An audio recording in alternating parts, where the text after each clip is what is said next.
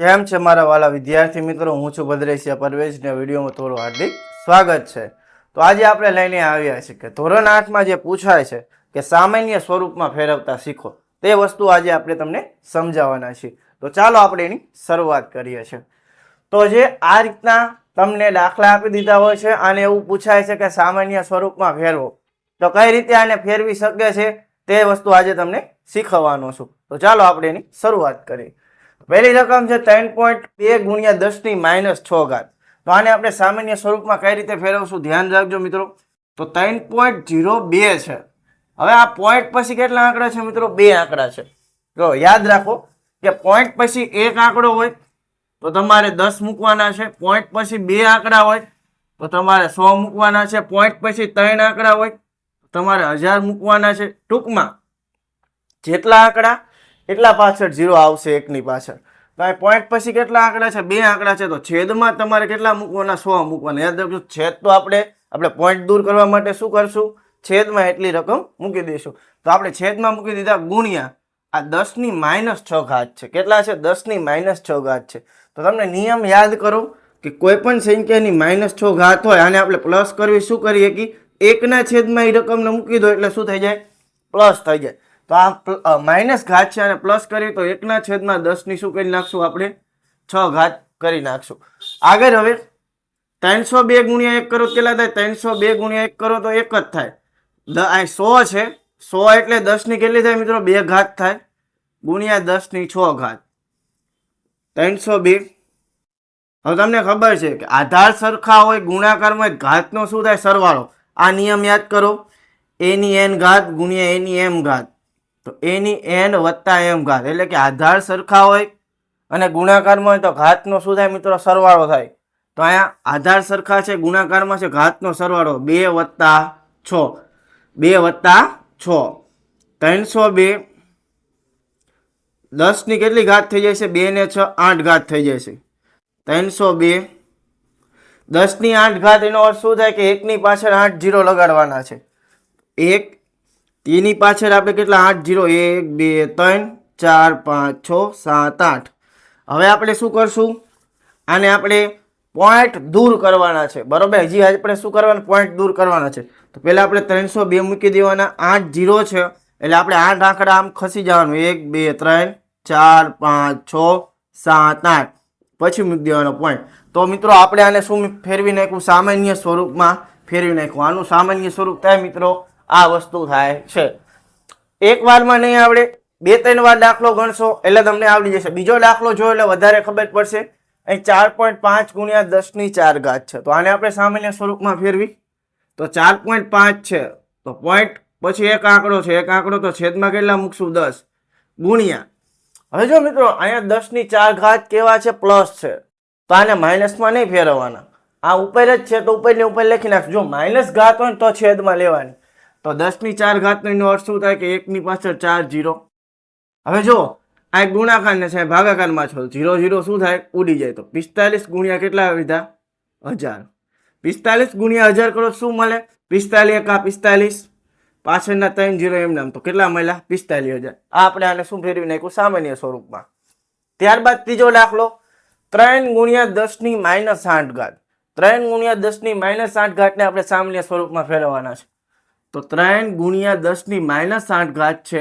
તો આપણે આને શું લેવું પડશે? 1 છેદમાં 10 ની +8 ઘાત લેવા પડે. હવે જો મિત્રો 3 છેદમાં કઈ નો શું હોય? 1 હોય. 3 ગુણ્યા 3. 1 ગુણ્યા 10 ની 8 ઘાત તો 10 ની 8 ઘાત. 3 છેદમાં 10 ની 8 ઘાત તો એક પાછળ કેટલા 0 લગાડવા પડે? 8 0. તો 1 2 3 4 5 6 7 8. પોઈન્ટ દૂર કરવા પડશે. કેટલા પોઈન્ટ દૂર કરવા પડશે? 8. 8 0 છે તો 8 પોઈન્ટ દૂર કરવા પડે. પેલા 3 લખી નાખી ભાઈ. 0 0 0. 4 રકમ થઈ 5 6 7 8. પછી મૂકવો પડે પોઈન્ટ. તો આપણે આનું સામાન્ય સ્વરૂપ શું થાય છે મિત્રો? 3 ગુણ્યા 10 ની -8 ઘાત નું આ રીતનું આપણને સામાન્ય સ્વરૂપ મળે છે. તો મિત્રો આ રીતે આપણે કોઈ પણ દાખલાને સામાન્ય સ્વરૂપમાં શું કરી શકે છે? ફેરવી શકે છે. આપણે 3 દાખલા જોયા. હજુ આપણે 3 દાખલા જોવાના છે. તો ચાલો, તો હવે આપણે જોવાના છે બીજા 3 દાખલા. તો કઈ રીતે ગણાય છે તે વસ્તુ આપણે જોઈએ. તો ચોથો દાખલો આપણી પાસે છે 1. 001 ગુણ્યા 10⁹ ઘાત. એને આપણે શું ફેરવવાનું છે સામાન્ય સ્વરૂપમાં? તો સૌપ્રથમ નિયમ યાદ કરો. પોઈન્ટ પછી 4 આંકડા છે, એની છેદમાં કેટલા મૂકશું? 1 ની પાછળ 4 0 એટલે કે 10,000 આપણે મૂકી દેવાના ગુણ્યા 10⁻9 ઘાત છે તો આને આપણે છેદમાં લઈશું નહીં. તો 10⁻9 ઘાત એટલે કે 1 ની પાછળ 9 0 આપણે લખી નાખશું. હવે મિત્રો યાદ રાખજો કે જ્યારે આપણે સામાન્ય સ્વરૂપમાં ફેરવી ત્યારે ઘાત હંમેશા પ્લસ જ હોવી જોઈએ, માઇનસ હોવી જોઈએ નહીં. જો માઇનસ હોય તો છેદમાં લખી નાખવાનું એટલે શું થઈ જાય? પ્લસ થઈ જાય. હવે જો અહીંયા 0 0 ઉડી જાય છે. 1 0 ઉડ્યો, 2 0 ઉડ્યો, ત્રીજો 0 ઉડ્યો, ચોથો 0 ઉડ્યો, પાંચમો 0. નહીં મિત્રો, કેટલાય તો અહીંયા એક એક ઉડાડી દેતા હોય. મિત્રો એ રીતે નથી ઉડાડવાના, યાદ રાખજો. હવે જે વધ્યું એટલું આપણે લખી નાખી. 10,001 ગુણ્યા કેટલા 0 છે? 5 0 એટલે કે લાખ લખી નાખશું. હવે એક સામાન્ય શું થાય? ગુણાકાર થાય. કઈ રીતે ગુણાકાર કરશું? 10,001 ગુણ્યા 1 કરો તો કેટલા મળે? 10,001. પાછળ જેટલા 0 છે એટલા લગાડી નાખવાના. અહીંયા આવી રીતે ગુણાકાર કરવા મિત્રો બેસતા નહીં. ઘણા મિત્રો તો આ રીતે ગુણાકાર કરશે. આમાં કેટલી વાર લાગે. આ રીતનું કરવા નથી, ડાયરેક્ટ ગુણાકાર થઈ જાય છે. તો આનું સામાન્ય સ્વરૂપ આપણને શું મળે? આ રીતનું મળે છે. બીજો દાખલો એટલે કે પાંચમો દાખલો આપણે જોવાનો છે. 5.8 ગુણ્યા 10⁻12 ઘાત. અહીંયા પણ તમે ઘાત જો કેવી છે? પ્લસ જ છે. તો આને માઇનસમાં મિત્રો ફેરવવાની નથી. તો આને લખશું 5.8 છે, પોઈન્ટ પછી એક આંકડો તો છેદમાં 10. 10⁻12 ઘાત એટલે કે 1 ની પાછળ કેટલા 0? 12 મીંડા લગાડવા પડશે. પ્લસ ઘાત છે એટલે છેદમાં લેવાની નથી. માઇનસ ઘાત હોત તો પ્લસ ઘાત કરવી પડે આપણે. તો 12 0 લગાડી 1 2 3 4 5 6 7 8 9 10 11 ને 12. 0 0 ઉડાડી દીધો. વધારી લખી નાખશું 58 ગુણ્યા 1 ની પાછળ 11 0 વધારે 1 2 3 4 5 6 7 8 9 10 11. શું કરશું? કઈ રીતે આવડી મોટી સંખ્યાનો ગુણાકાર કરવાનો મિત્રો? કઈ જ નહીં. 58 ગુણ્યા 1 કરી નાખો. 58 ગુણ્યા એટલે 58. પાછળના 0 એમનામ 1 2 3 4 5 6 7 8 9 10 11. આ આપણે શું ફેરવી નાખ્યું મિત્રો?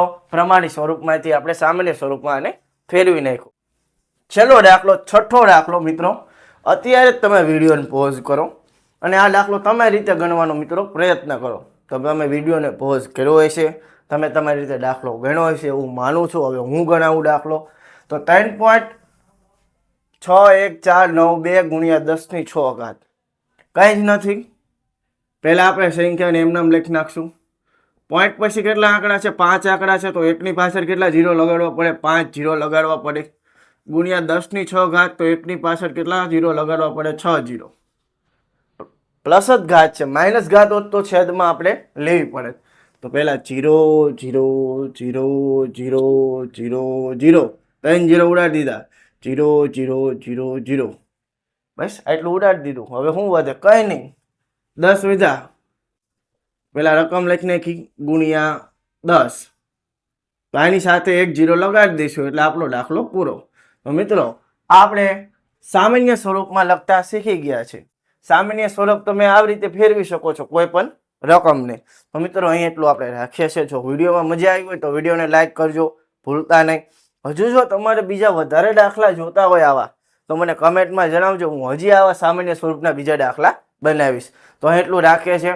હવે મળશું નેક્સ્ટ વિડીયોમાં. ત્યાં સુધી આપણા વિડીયો જોતા રહો. ચાલો બાય. જય હિન્દ, જય ભારત.